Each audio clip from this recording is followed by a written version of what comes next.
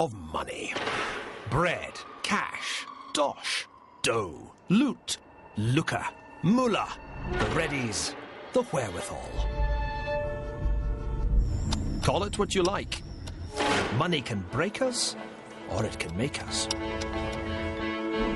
In the past year, it's certainly broken more than a few of the biggest names on Wall Street and in the City of London. And while former masters of the universe crash and burn, the rest of us are left worrying if our savings would be safer in a mattress than in a bank. The great financial crisis that began in the summer of 2007 has most of us utterly baffled. How on earth could a little local difficulty with subprime mortgages in the United States unleash an economic tsunami big enough to obliterate some of Wall Street's most illustrious names, to force nationalizations of banks on both sides of the Atlantic, and to bring the entire world economy to the very brink of recession, if not downright depression? Giải mã video marketing, mọi bí mật sẽ được tiết lộ. Giải mã video marketing, giải pháp dẫn đầu xu hướng. Shouldn't this series be called The Descent of Money? Well, I want to explain to you just how money rose to play such a terrifyingly dominant role in all our lives. What's more, I want to reveal financial history as the essential backstory behind all history. Banks financed the Renaissance, while the bond market decided wars.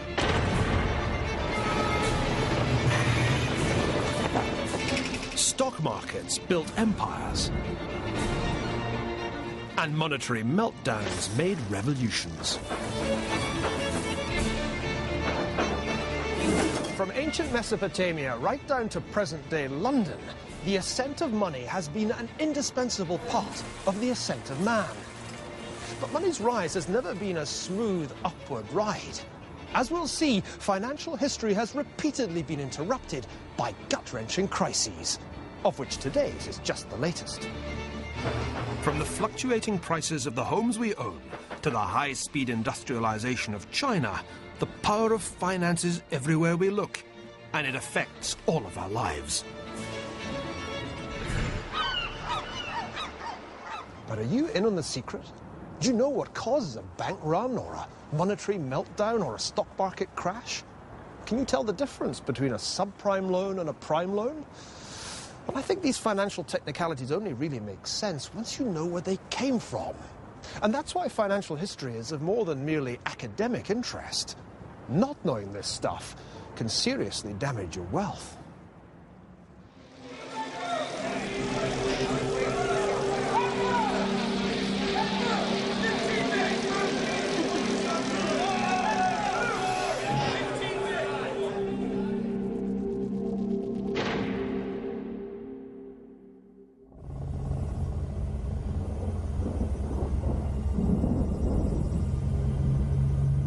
Crisis or no crisis, the amount of money sloshing around planet finance still boggles the mind. By one measure, the US stock of money is now $8.7 trillion, up 12% since last year. And some people are still pocketing a huge share of that cash. Last year, despite the onset of the biggest financial crisis since the Depression, his hedge fund paid George Soros a cool $2.4 billion.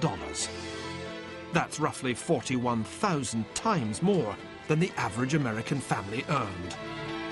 As they say on Wall Street, way to go.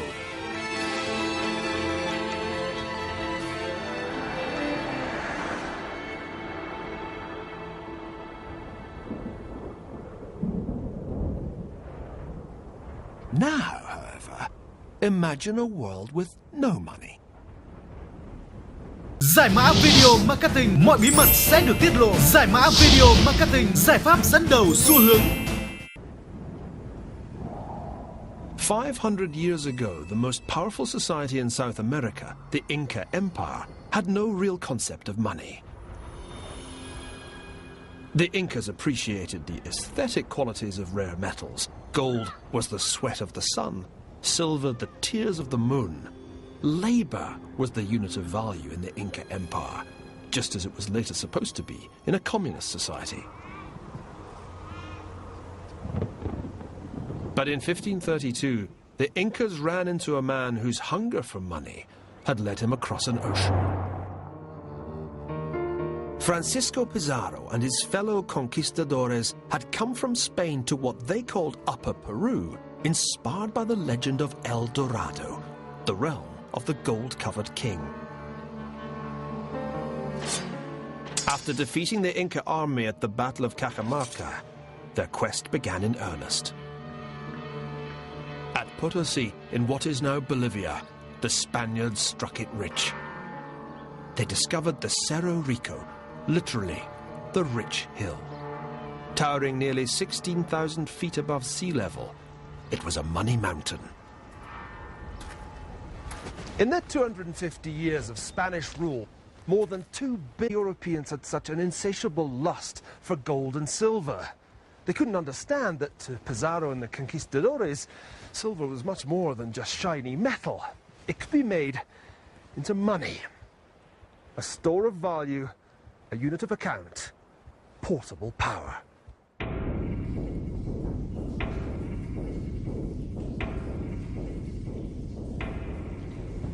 I must say, I find this place pretty harrowing. The Spaniards had a system of forced labor, which meant that every able-bodied male in the native population had to do a stint down these mines. And you can see why 1 in 8 of them didn't survive the ordeal.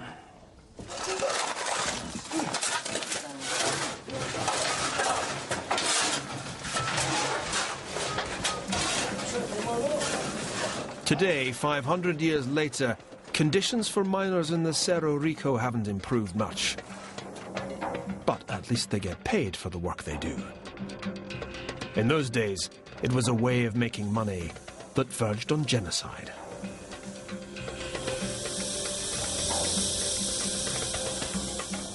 The silver ore was ground up, refined with mercury, and then shipped to Europe as bars and coins. Empire, it seemed, had made the Spanish crown rich beyond the dreams of avarice.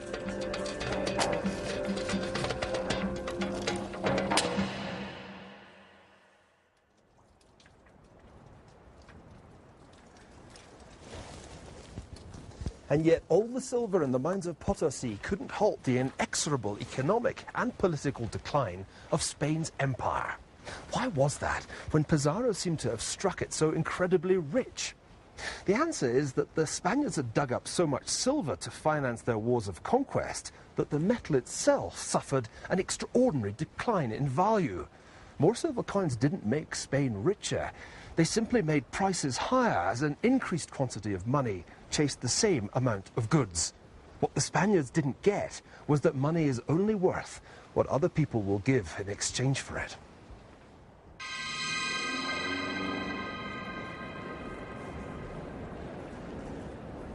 And whether money takes the form of silver coins, seashells, bars of gold, or banknotes, that's been true from ancient times right down to the present day. Even lumps of clay can work better than silver coins if people have enough confidence in them. In ancient Mesopotamia, nearly 4,000 years ago, people used clay tablets like these ones to commit themselves to particular financial transactions.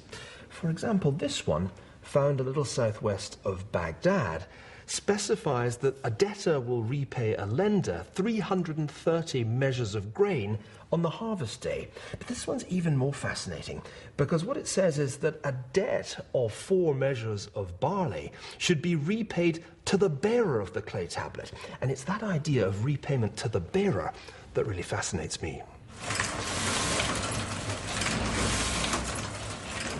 If the phrase sounds familiar, then it should. Just take a look at a £20 note. Banknotes have next to no intrinsic worth. They're simply promises to pay, just like the clay tablets of ancient Babylon 4 millennia ago. On the back of the $10 bill, it says, "In God we trust." But it's not really God you're trusting in. By swapping your goods or your labor for a fistful of these things, you're trusting the US Treasury Secretary not to repeat Spain's mistake and produce so many of the damn things that by the time you come to spend them, they're worth even less than the paper they're printed on.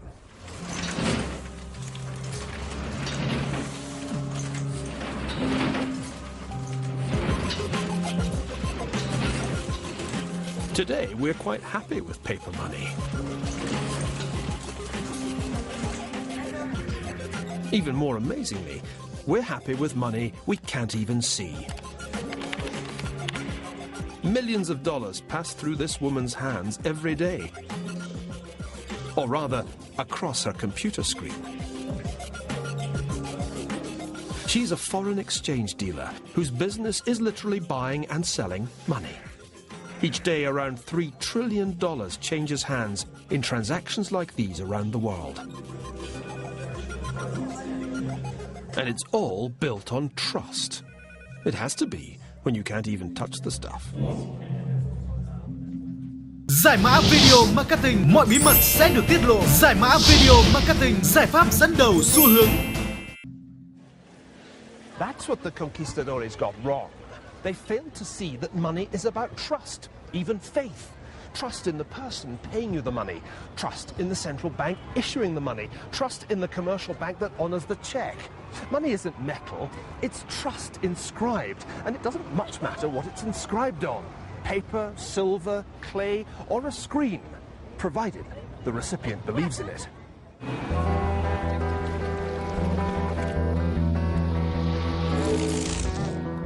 There was one huge possibility created by the emergence of money as a system of mutual trust. A possibility that would revolutionize world history. It was the idea that you could rely on people to borrow money from